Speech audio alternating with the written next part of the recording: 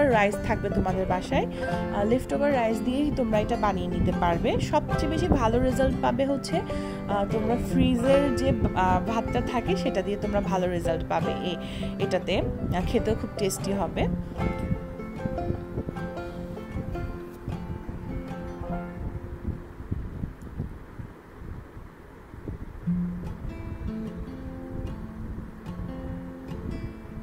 এরপর আমি দিয়ে দিয়েছি একে একে পেঁয়াজ, কাঁচামরিচের ফালি। এটা আমি প্রথমেই দিয়ে দিয়েছি, যাতে যারা হচ্ছে ঝাল খেতে পছন্দ করো তারা প্রথমেই হচ্ছে কাঁচামরিচটা দিয়ে দিবে, আর যারা ঝাল খেতে পছন্দ করো তারা লাস্টে দিলেও হবে। তাতে করে হবে কি, ভাতটা বেশি ঝাল হবে না।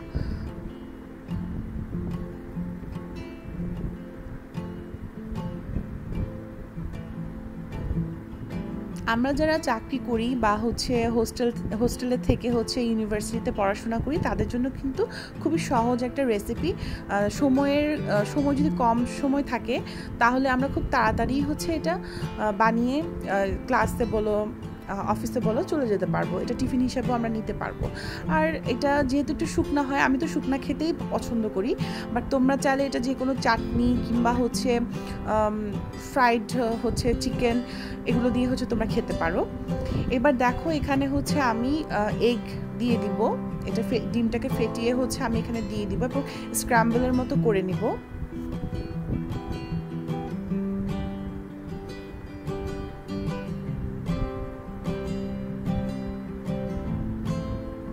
আমি কিন্তু এখানে একদম হাই হিটে করছি।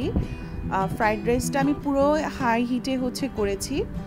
এতে করে হচ্ছে একটা সুন্দর একটা টেক্সচার আসে। হ্যাঁ, ভেজা ভেজা বা বেশি গলে যায় না কোনো কিছুই উপকরণগুলো। আমি এখানে লবণ দিয়ে দিয়েছি আর সামান্য পরিমাণ আমি হলুদ দিব। এটা জাস্ট একটা কালারের জন্য। তোমরা চাইলে হলুদটাকে অ্যাভয়েড করতে পারবে। এই মধ্যে আমি দিয়ে দিলাম হচ্ছে ধনেপাতা।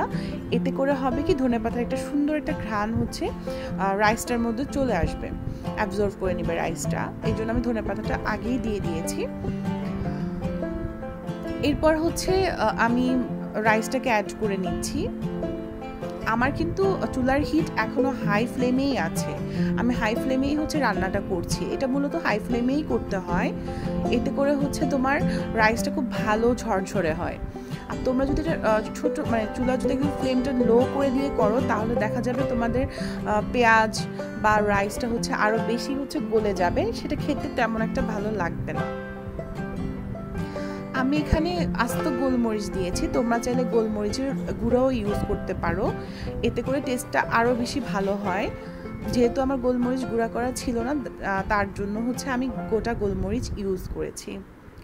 তো ভাতটা আমি ভালোভাবে নেড়ে নিব, মশলাগুলো যাতে ভাতের সাথে ভালোভাবে মাখিয়ে যায়। তোমাদের বাসায় যদি লেফট ওভার চিকেন থাকে, তোমরা কিন্তু চিকেনগুলোকেও একটু কিউব করে করে এর সাথে মিক্সড করে নিতে পারো। এতে করে কিন্তু ভালো একটা টেস্ট আসবে।